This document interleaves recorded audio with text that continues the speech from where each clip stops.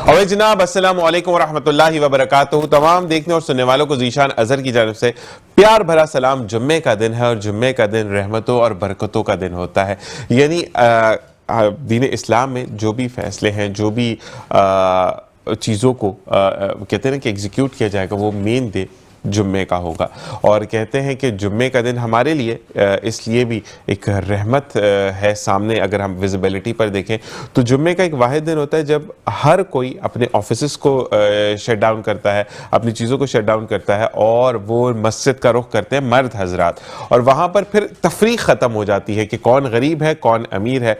सिर्फ अल्लाह का दरबार खुला होता है और उसमें वही अमीर होता है जो वक्त से पहले पहुंचता है और अगली सफ में खड़ा होता है। और ये कहा जाता है कि अल्लाह ताला यहाँ पर आपको डिफरेंसेस ख़त्म करके दिखाता है कि तमाम मुसलमान जो हम कहते हैं ना कि हल्का बंदियाँ कर देते हैं कि ये अमीर है तो इससे थोड़ी आजी से बात करनी हो, जो गरीब है और जो बहुत ज़्यादा डाउन है तो उसको हमने एक फजूल की अना दिखानी है, जो कि अलाउड नहीं है, एक बात। और दूसरी बात यह है कि अगर किसी के दिल से कोई भी बात ऐसी निकल जाती है, यानी एक शिकवा निकल जाता है आपकी वजह से कि अल्लाह तबारक ताला ने मुझे ऐसा क्यों बनाया, तो यकीन कीजिए कि आप भी उसके जुर्म के अंदर शामिल हो जाते हैं क्योंकि उसने शिकवा किया आपकी वजह से। तो हमेशा ये याद रखिए कि अल्लाह ताला अगर आपको दे सकता है तो वो वापस ले भी सकता है। और हमेशा इस चीज़ पर ये यकीन रखें कि अगर आज मेरे पास है तो कल उसके पास भी मौजूद होकर। मुझे बड़ी अच्छी बात मुझे सिखाई गई, वो ये था कि वक्त का पहिया, जो बड़ी अम्मी ने मुझे सिखाया था कि वक्त का पहिया कभी भी घूम सकता है। तो हमेशा जो तुम्हारे खिदमत गुजार हैं, यानी जो तुम्हारे अंडर काम कर रहे हैं, उनसे हमेशा प्यार मोहब्बत और इखलाक से बात करो। ऐसा ना हो कि वक्त का पहिया घूमे और फिर तुम उसके ताबे हो जाओ और वो फिर अपनी कोई खलिश आपसे जो है वो पूरी करे। तो बस इन चीज़ों को मद्देनजर रखते हुए आप ज़िंदगी को प्रोसीड कीजिए। और क्योंकि आज वीकेंड है, यानी 2 दिन की फिर छुट्टी आ जाती है, हमारी आती है। अब वैसे ऑफिशियल तो ऑफ नहीं होता लेकिन चैनल से ऑफ होता है, बाकी ज़िंदगी के काम जो हैं वो तो वैसे के वैसे ही चलते हैं।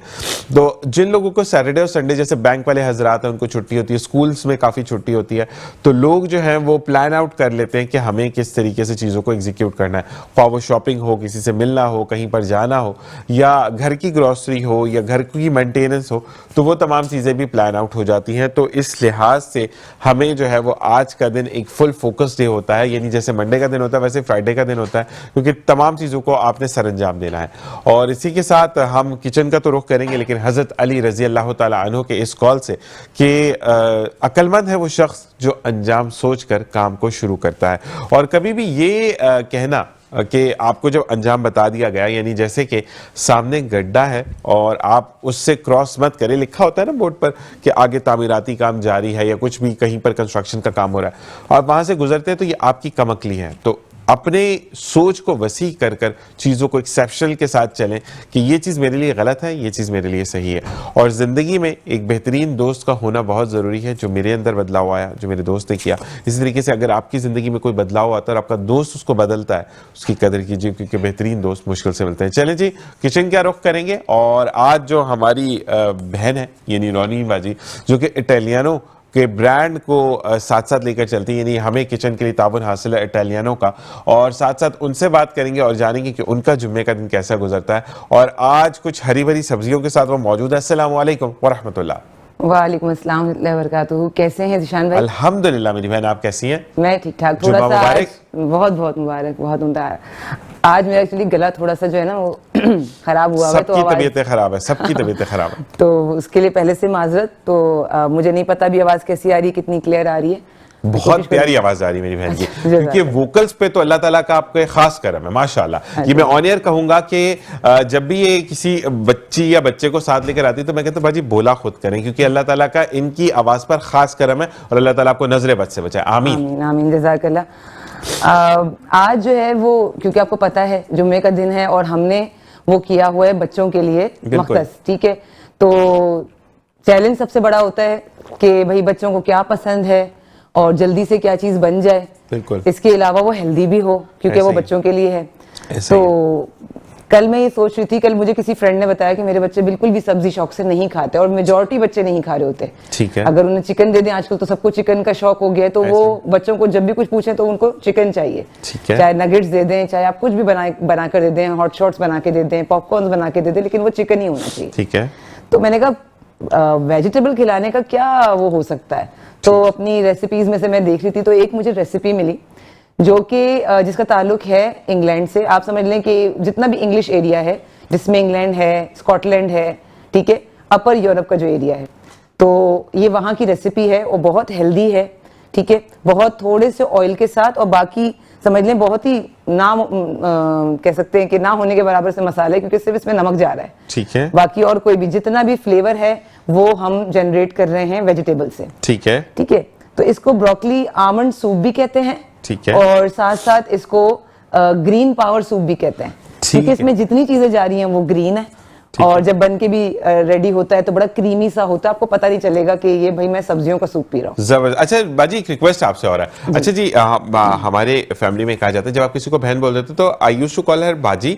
मैं आपको ज्यादातर बाजी इसलिए बोलूंगा क्योंकि जब आप हिजाब में आती है ना तो दिल गार्डन गार्डन हो जाता है कि अल्हम्दुलिल्लाह आप नकाब में रहकर इतना अच्छा काम करी है, अल्लाह ताला इसकी जज़ा आपको अता करे। अच्छा जी नौरीन बाजी, मुझे साथ साथ ये भी बताइएगा कि रिक्वेस्ट है मेरी, बताइएगा नहीं, क्योंकि अब ये कहा जा रहा है कि कराची वाले अगर ये सोच रहे हैं कि सर्दी खत्म होगी तो बहुत गलत सोच रहे हैं, क्योंकि एक वीक के बाद दोबारा से सर्दी का आगाज हो जाएगा जो कि अब लास्ट करेगी फरवरी के लास्ट तक। ये एक तज्जिया मैं आपके सामने पेश कर रहा हूं। तो मेरी रिक्वेस्ट है कि आप chicken corn soup easy way में सिखाएं। ठीक है, इंशाल्लाह हो जाएगा। वैसे भी कराची के मामले में तो ये मशहूर है कि कराची के लोगों का और कराची का अपना मूड जो है ना वो एनी टाइम स्विंग करता है। ऐसा ही है। जब कराची वाले सोचते हैं कि अब सर्दी खत्म हो गई, तब असल में सर्दी स्टार्ट होती है हमारी। और बच्चों का तो एक कराची में फंडा ही रहा है ये वाला कि मतलब 31 दिसंबर तक छुट्टी होती है, यकम से अगर सैटरडे संडे तो 3 से स्कूल खोलेंगे, उसके बाद सर्दी शुरू हो जाती है, उसी के बाद सर्दी शुरू होती है। ये प्रॉब्लम है। तो हम चिकन कॉर्न सूप बनाएंगे नेक्स्ट वीक में इंशाल्लाह। जी बाजी, चलो बहुत इजी वे में, ताकि आपका कम से कम खर्चे में बहुत अच्छा सूप बन जाए और हेल्दी सूप बन जाए। इंशाल्लाह हम कोशिश करेंगे इंशाल्लाह। ठीक है, तो मैं आपको इंग्रेडिएंट्स बता देती हूँ। बिल्कुल। ठीक है, ज्यादातर इस दफा इस रेसिपी में जो है वो हमारा सब्जी वाला जो दोस्त है ना वो काम आएगा। ठीक है, कि वो अच्छी फ्रेश सब्जी वो भाई हमें दें, साथ में इटालियनो का नमक जाएगा। अच्छा, इसमें एक ट्विस्ट जो है वो इस रेसिपी के अंदर ऑथेंटिक तो यही होता है कि जो लीमू है उसका जो ऊपर का पीला वाला हिस्सा होता है उसको हम जो है हल्का सा श्रेडर से रगड़ते हैं ना, तो उसका एक आप समझ लें कि चूरा सा निकलता है, ऊपर की लेयर बहुत बारीक सी निकलती है, उसे हम कहते हैं लेमन जेस्ट। तो वो जाता है, लेकिन क्योंकि ये इटालियनो का सेगमेंट है और हम चाहते हैं कि आप इटालियनो की चीजें आप इस्तेमाल कर सकें, तो इटालियनो के पास जो है वो ड्राइड लेमन्स मौजूद हैं। ठीक है, तो हम इन ड्राइड लेमन्स में से कोई एक पीस छोटा सा इसमें डालेंगे, क्योंकि सूप है तो बहुत अच्छे से इसका अरोमा इसमें शामिल हो जाएगा। ठीक है, ठीक है। अच्छा, चलिए मैं आपको इंग्रेडिएंट्स बता देती हूँ। एक आपने मीडियम साइज की जो है ना ब्रोकली ली। ठीक है, अब हम बात करें ग्रीन पावर सूप की, तो ये इजी है कि आप याद रखेंगे हर चीज ग्रीन है। अच्छा बाजी, एक चीज उसके ऊपर ना हाथ रख दीजिएगा, ब्रोकली है या जो भी चीज है, ताकि लोगों को आइडेंटिफाई हो जाए। मैं दिखा देती हूँ, ये ब्रोकली है। ठीक है, दिखने में बंद गोभी जैसी है, बहुत पावरफुल चीज है। इसके फायदे बताएं तो सिर्फ पूरा प्रोग्राम आपका 2 घंटे का सिर्फ ब्रोकली पे हो सकता है, इतने काम की चीज है। जबरदस्त। अच्छा, इसके जो है ना सारे ये जितने फूल है ना हम ये अलग कर लेंगे। ठीक है। अच्छा, फिर है पालक। नॉर्मली जो पालक हम अपने लिए यूज करते हैं, वैसे अंग्रेज क्या करते हैं कि इसमें वो बेबी पालक यूज करते हैं, इसी की छोटी साइज की। हम अपनी देसी पालक यूज करेंगे। ठीक है, इसके अलावा हमें लहसुन चाहिए। ठीक है, सोया भी एक ट्विस्ट है जो आज जो है वो हमारे जो मास्टर शेफ हैं शाहजी, उनके कहने पे हम इसमें आज एक्सपेरिमेंट करने जा रहे हैं इंशाल्लाह। ठीक है, तो इसके अलावा हम इसमें डालेंगे मटर इसमें जाते हैं। ठीक है, तकरीबन आधा कप के जितने। ये कच्चे मटर या बॉइल्ड मटर? नहीं, कच्चे हैं। कच्चे हैं। जी, क्योंकि अब तो सूप बनना है ना, तो ये सब बॉईल हो जाएगा। अच्छा, इसके अलावा हमने ये कुचला हुआ ओट है। ठीक है, इसे ओट मील भी कहते हैं। ये हमने लिया हुआ है जौ। ठीक है, कुचला हुआ। थोड़ा सा हमें चाहिए 1 टेबल स्पून के बराबर ऑयल, क्योंकि हम हल्का सा पहले जो है ना लहसुन को हम सौते करेंगे। ठीक है। अच्छा, बाकी जो एक हमें मीडियम प्याज चाहिए, मीडियम भी नहीं, मीडियम से थोड़ी छोटी। ठीक है, ये वाली ले लें या फिर ये वाली ले लें, तो ये पूरी क्यूब्स होके जाएगी। अच्छा, इसके अलावा बादाम जो है तकरीबन 7-8 बादाम इसके अंदर जाएंगे, और ये सब एक साथ पकेगा, और उसके बाद जो है वो हम इसको पूरा समझ लें क्रीमी फॉर्म में ले आएंगे। ठीक है। इसमें ना किसी तरह की कोई क्रीम यूज हो रही है, ना इसमें कोई कॉर्नफ्लावर यूज हो रहा है कि इसको मोटा करने के लिए, गाढ़ा करने के लिए हम कोई ऐसा एजेंट नहीं डाल रहे। ठीक है। बाकी इसको अच्छे से डेकोरेट करेंगे, फिर आप चख के बताइएगा कि ये आपको कैसा लगता है। बिल्कुल जी, बिल्कुल। और साथ साथ मैं ये कहूंगा कि हम जो है वो आपको अपडेट रखते हैं, लेकिन हम किचन के सेगमेंट पे ही रहेंगे और आपने जो है वो देखना है कि बाजी यानी नौरीन बाजी इसको कैसे कैसे मिक्स करनी। तो जी नौरीन बाजी जी, तो सबसे पहले जो है वो हम चूल्हा ऑन कर लेते हैं। ठीक है।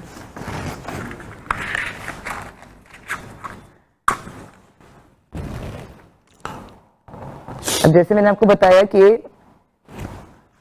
हमें क्या करना है कि यहाँ पर थोड़ा सा पहले ऑयल को हम गर्म कर लेंगे, बहुत थोड़े से ऑयल को। ठीक है। ठीक है। बिस्मिल्लाहिर्रहमानिर्रहीम। 1 टेबल स्पून जितना, बस। ठीक है। और तकरीबन कोई 10-12 आप लहसुन ले लें। ठीक है। देसी लेंगे तो जरा टेस्ट अच्छा आएगा। ठीक है। ठीक है। ये जो छोटा लहसुन होता है, अच्छा हम चाहे तो इसको कुचल सकते हैं। ठीक है।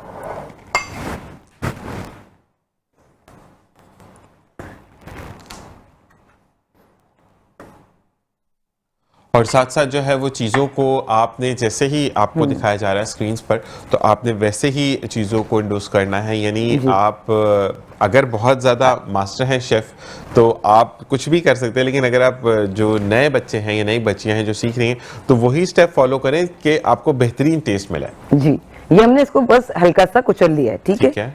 अच्छा, ये लहसुन जो है वो जा रहा है इसमें। ठीक है। ठीक है।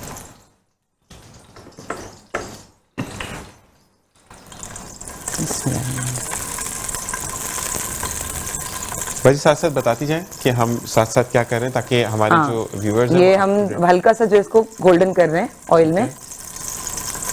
ठीक है। अच्छा, इसको हम करेंगे थोड़ा सा स्लो। ठीक है।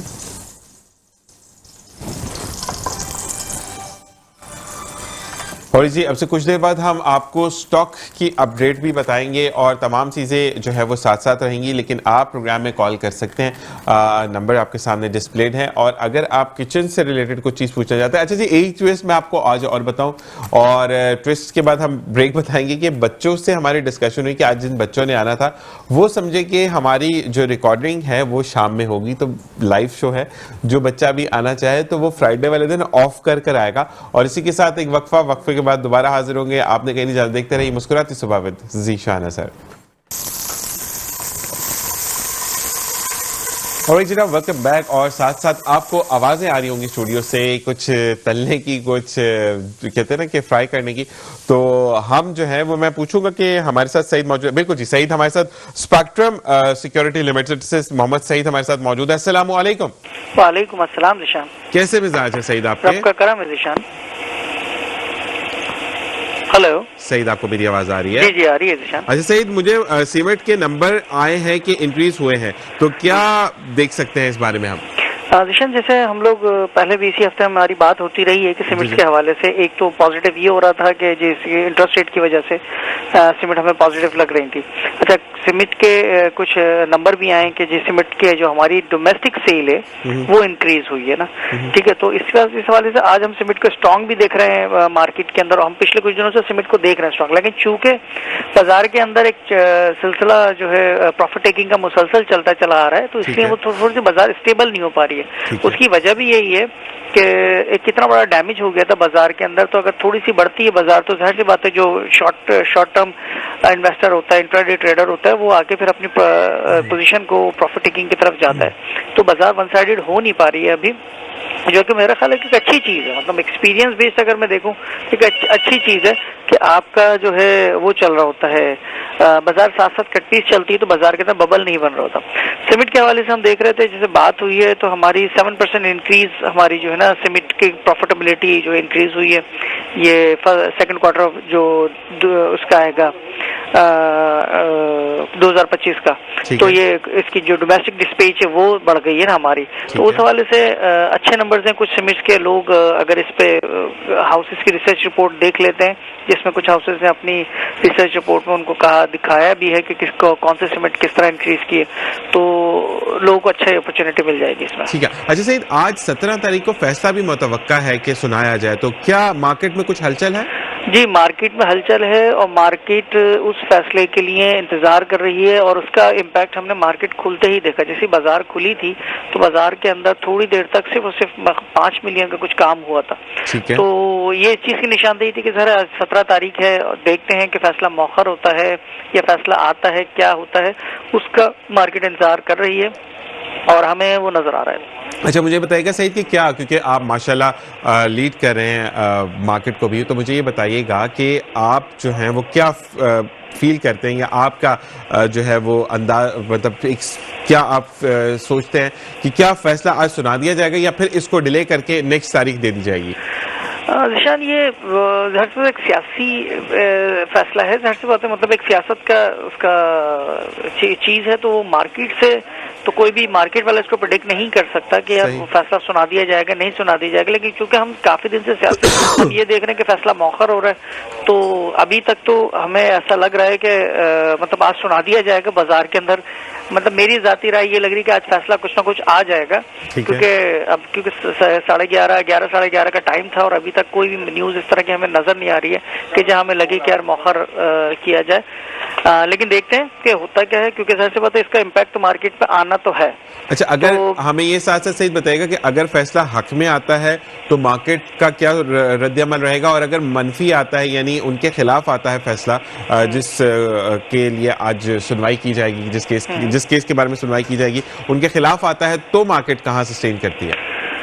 रिशन, अभी तक तो बाजार में जो हिस्ट्री अभी तक रही है करंटली, अगर हम देखें कि जब भी इस तरह की चीज वहां से फैसला हक में आने की बात हुई है तो बाजार ने नेगेटिव ही हमें जो है रिएक्ट करता हुआ नजर आया। उसकी वजह शायद ये है कि एक चीज है कि बाजार के अंदर के अगर वो उनके हक में आ जाता है फैसला, तो बाहर आने के बाद जाहिर सी बात है कि स्ट्रांग अपोजिशन जो है एक का वजूद आएगा ना। ठीक है। तो इसलिए बाजार पहले से फिर इसको रिएक्ट करती है। और अभी तक तो हमने 4 से 5 मरतबा जब भी इस तरह की एक बाज़गश्त सुनाई दी है हमें मुल्क के अंदर, तो हमने मार्केट को नेगेटिव साइन ही देखा है। और अभी भी ऐसा है कि अभी खुदा न खास्ता कि बाजार जो है कहीं डैमेज ना हो जाए, तो देखते हैं फैसला आने के बाद बाजार क्या रिएक्ट करती है। क्योंकि देखें बाजार के सेंटिमेंट होते हैं साथ साथ फैसले के साथ, ऐसा नहीं है कि कोई एक चीज बाजार को इफेक्ट कर रही होती है। हमेशा बाज़ वक़्त ये होता है कि बाजार पहले ही अपने आप को किसी भी न्यूज के हवाले से डिस्काउंटेड कर चुकी होती है या बढ़ चुकी होती है और हमें उसके बाद उसका इम्पैक्ट नजर आ रहा होता है। ठीक है, कुछ टाइम बाद हमें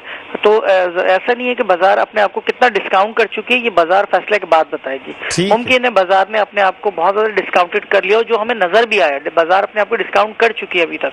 ठीक है, तो हमने कई दफा ऐसा देखा है कि जब फैसले कोई भी चाहे वो बजट के हवाले से चीजें हों, सियासत के हवाले से चीजें हों, कोई और इंटरेस्ट रेट के हवाले से चीजें हों, जब भी कोई फैसला आना होता है किसी भी हवाले से, तो बाजार उसका पहले से ही इम्पैक्ट ले जाती है। तो वो इम्पैक्ट हमें नजर आ चुका है। तो मुमकिन है कि बाजार आज इतनी ना टूटे।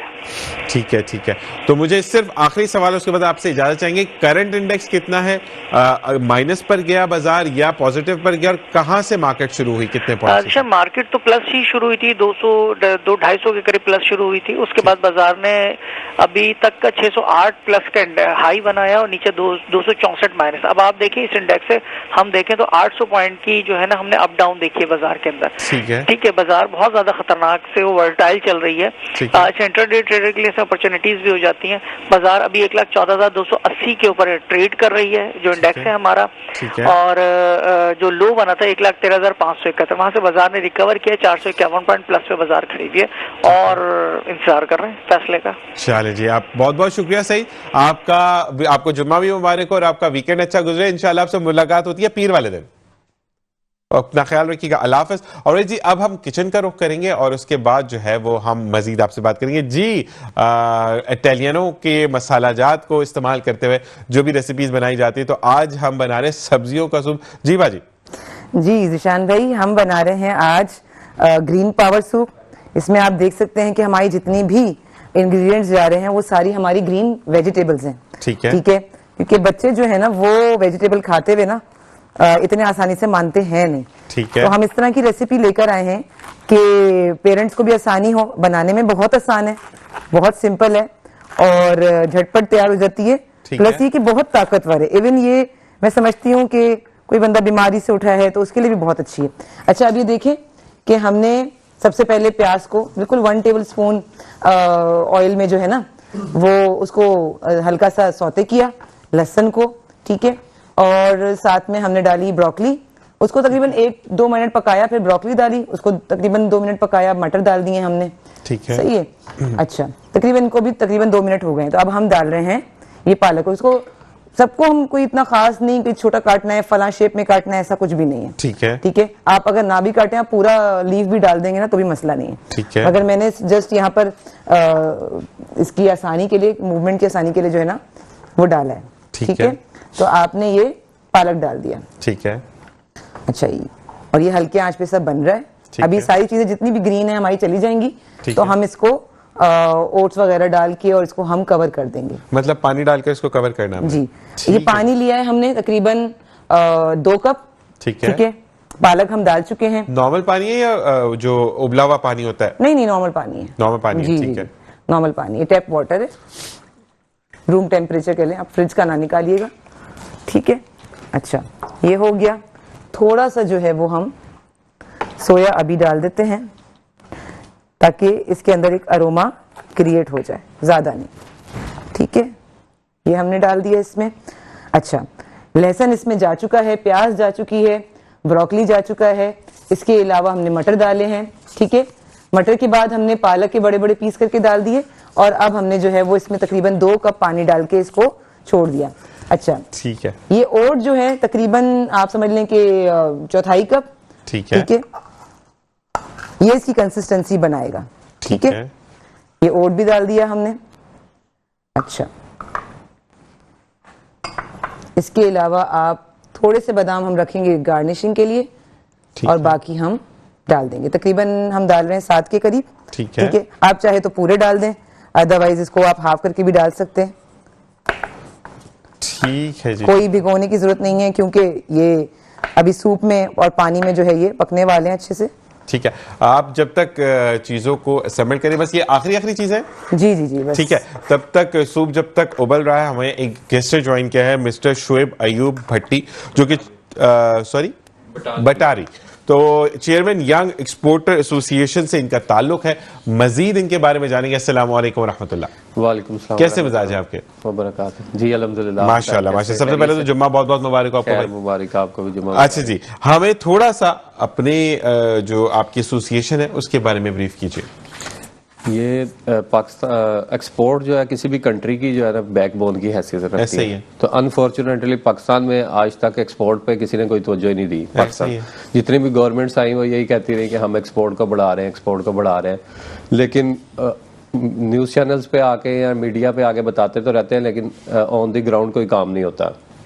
तो हमने ये यंग एक्सपोर्टर्स जो यंगस्टर है मेरे साथ, ये एसोसिएशन बनाई और एक्सपोर्ट के ऊपर हम काम कर रहे हैं। जबरदस्त जी। तो एक्सपोर्ट क्या चीज आप एक्सपोर्ट करते हो या इंपोर्ट करते हो? हम तो काफ़ी सारी प्रोडक्ट्स होती है हमारी, पेरिशेबल आइटम्स एक्सपोर्ट होती हैं हमारी, जो है गारमेंट्स एक्सपोर्ट होती हैं। ठीक है। इस तरह से लेदर गुड्स हैं, सर्जिकल गुड्स हैं, काफ़ी सारी आइटम्स हैं जो जैसे स्पोर्ट्स का आइटम है हमारा, सियालकोट बहुत मशहूर है, तो वहां से भी आप चीजों को। जी, वहाँ से स्पोर्ट्स की बहुत ज्यादा, फुटबॉल बड़ा हमारा मशहूर है, फुटबॉल बहुत मशहूर है, इसी तरह सर्जिकल हमारा बहुत ज्यादा मशहूर है। अच्छा, सर्जिकल के लिए कराची ज्यादा है या फैसलाबाद सेक्शन ज्यादा है? सियालकोट सब, सियालकोट ही है वहीं, वहां से जी सियालकोट से जाता है। और मैं आपको बताऊं कि यहाँ पे पाकिस्तान में सर्जिकल इतना पाकिस्तान का अच्छी क्वालिटी का होता है, बिल्कुल ऐसे कि जर्मन के लोग जो है वो उसके यहाँ से पाकिस्तान से इंपोर्ट करते हैं, उसके बाद उसके ऊपर मेड इन जर्मन इम्पोज करते हैं। ठीक है। और दुनिया भर में वो एक्सपोर्ट करते हैं आगे। हमारी यहाँ पर यही गलती है। इसी तरह हमारी स्पोर्ट्स गुड्स हैं, उसी पे भी ऐसे चल रहा है। इसी तरह हमारी कॉटन दुनिया की सबसे बेहतरीन कॉटन है, बिल्कुल ऐसा ही है। उसके ऊपर जो है वो इसराइल जो है यहूदी, वो पाकिस्तान से वाया दुबई इंपोर्ट करते हैं, वहां पे इम्पोज करते हैं मेड इन इसराइल, और उसके बाद उसको दुनिया भर में एक्सपोर्ट करते हैं। हमारी यहाँ पर एक चीज मसला है कि जब आप देखें, जैसे आपने कोई ब्रांड बनाया या कोई भी चीज बनवाई, तो मैन्युफैक्चरिंग जो हो रही है वो चाइना में सस्ती हो रही है। ठीक है। तो आपका मेड जो भी होगा वो पर लिखा जाएगा made in Pakistan but manufacture in China. तो हम ये क्यों नहीं कर सकते कि आपने जिसने भी मंगवाया जो भी उनका आइडिया वो उनका, लेकिन हमने मैन्युफैक्चर किया है तो why not we are placed at के मैन्युफैक्चर इन पाकिस्तान? वो उसकी बहुत सारी रीजन है। एक सबसे बड़ी रीजन ये है कि पाकिस्तान में इलेक्ट्रिसिटी कॉस्ट जो है वो बहुत ज्यादा बढ़ चुकी है। उसके बाद आपके टैक्सेस इतने हैं कि एक एक्सपोर्टर 60% टैक्स पे कर रहा है। ठीक है। और अभी ये न्यू गवर्नमेंट आई है शहबाज शरीफ साहब की, ये काम तो बड़ा अच्छा कर रहे हैं और बड़ी अच्छी जो है ना इनकी प्रोग्रेस चल रही है माशाल्लाह से हर लिहाज से। लेकिन इनको एक रिक्वेस्ट करना चाहते हैं कि आप एक्सपोर्टर्स के ऊपर जो आपने 2% टैक्स लगाया उसको आप जीरो कर दें। लेकिन वो तो कहते हैं गवादर से आप एक्सपोर्ट करेंगे तो टैक्स ही नहीं है तो पोर्ट फ्री है और ये चीजें तो ये समझ नहीं आती। ग्वादर तो अभी तक स्टार्ट नहीं हुआ। अच्छा। अभी एयरपोर्ट तो बन गया माशाल्लाह से, लेकिन इंटरनेशनल फ्लाइट्स कार्गो फ्लाइट्स उधर से स्टार्ट नहीं हुई। ठीक। इसी तरह बाय सी की वहां से पोर्ट स्टार्ट नहीं हुई ग्वादर में। अच्छा, तो ये कब तक एक्सपेक्टेड है? और जब अभी देखे पंजाब में सबसे ज्यादा इंडस्ट्री है, या कराची में भी जितना भी लोड आता है एक्सपोर्ट का सामान आता है, कंटेनर्स आते हैं, सबसे ज्यादा पंजाब से आते हैं। ऐसा ही है। ठीक है। तो वो अब पंजाब से आप ग्वादर की तरफ लेके जाएंगे तो आपकी उतनी फ्रेट कॉस्ट बढ़ जाएगी जो ट्रांसपोर्टेशन की कॉस्ट आएगी। ऐसा ही है। तो ये तो इनको पूरे पाकिस्तान में टैक्स फ्री करना चाहिए ना, एक्सपोर्टर्स के लिए कम से कम। दुनिया भर में किसी जगह पे भी नहीं होता कि एक्सपोर्टर के ऊपर टैक्स लगाया जाए। नहीं, और इंडस्ट्री ग्रो ही तब करेगी जब आप टैक्स फ्री होंगे। एक एक्सपोर्टर आपकी कितने लाख लोगों का रोजगार चला रहा होता है। ऐसा ही है। जॉब अपॉर्चुनिटीज क्रिएट कर रहा है, आपका फॉरेन एक्सचेंज रेट बढ़ रहा है, आपकी इंडस्ट्री बढ़ रही है, आपकी जैसे लेट्स सपोज कि एक शर्ट्स बन रही है एक इंडस्ट्री में, उसमें कॉटन से लेके उसकी पैदावार से लेके ट्रांसपोर्टेशन उसकी पैकिंग मटेरियल जिस फैक्ट्री में बनता है उसमें कितने लाख लोगों का रोजगार लगा, जिसने ट्रांसपोर्टेशन की उसमें कितने हजारों लोगों का रोजगार लगा, जिसने उसकी लोडिंग ऑफलोडिंग की उसमें लोगों का रोजगार लगा। फिर उसके बाद वो फैक्ट्री में आके उसका धागा बना कॉटन का, उस फैक्ट्री के कितने हजारों लोगों का रोजगार लगा। फिर उसकी मैन्युफैक्चरिंग हुई, वहां पे उसकी स्टिचिंग हुई, उसमें कितने लोगों का रोजगार लगा। तो आप ये इस चीज को मद्देनजर रखते हुए कि आपकी कंट्री में एक आजकल का भी नौजवान जो है वो क्या कर रहा है, वो देख रहा है इंडस्ट्री से जब निकलता है, यूनिवर्सिटी से निकलता है, इंडस्ट्री की तरफ मूव होता है, तो वो देख रहा होता है कि यार मैं क्या करूं, मेरे पास तो कोई अपॉर्चुनिटी नहीं है। जैसे MBBS डॉक्टर मैंने देखा रिक्शा चला रहे हैं बेचारे, क्योंकि उनके पास आगे अपॉर्चुनिटीज उनको नजर नहीं आ रही होती। इसी तरह जो ग्रेजुएट करके बच्चे निकल रहे हैं उनको पता ही नहीं है कि हमने करना क्या है। CSS की तरफ वो ज्यादा मूव कर रहे हैं। हमारा अलमिया ये बन चुका है कि हमने जॉब करनी है, जॉब करनी है, जॉब करनी है। ठीक है। जबकि बिजनेस की तरफ और एक्सपोर्ट्स की तरफ किसी को बच्चों को गाइड करने वाला कोई नहीं है। तो हमने ये यंग एक्सपोर्टर एसोसिएशन बनाई है। इसको हम इंशाल्लाह ताला, मैंने पाकिस्तान की फर्स्ट एक्सपोर्ट बुक लिखी है हाउ टू एक्सपोर्ट, वो भी करीब उसको पब्लिश करके हम जो है ना बच्चों को देंगे। और पाकिस्तान में स्कूल ऑफ एक्सपोर्ट भी हम खोलने जा रहे हैं। माशाल्लाह माशाल्लाह। तो ये चीज है।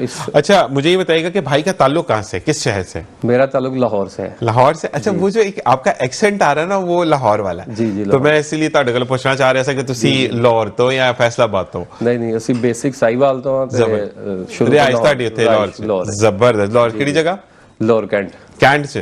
जबरदस्त। अच्छा जी, ये हमारे वो भाई हैं जो कि बिल्कुल साथ साथ मौजूद है। और एक मीठा अंदाज जो होता है उर्दू बोलने का, तो वो फिर जो पंजाबी से उर्दू बोलते हैं ना, वो बड़ा बढ़िया तड़का लग जाता है। हाँ जी। और हमारा जो है वो आपका साथ रहेगा, मेरा साथ खत्म हो जाएगा क्योंकि हामिद भाई ज्वाइन इन करेंगे तो मैं जो है वो चाहूंगा इजाजत। लेकिन हम किचन का एक रुख कर लेते हैं कि अगर रेसिपी कंप्लीट हुई तो ये भी हामिद भाई के सर जाएगा ये सहरा भी। तो जी नौरीन।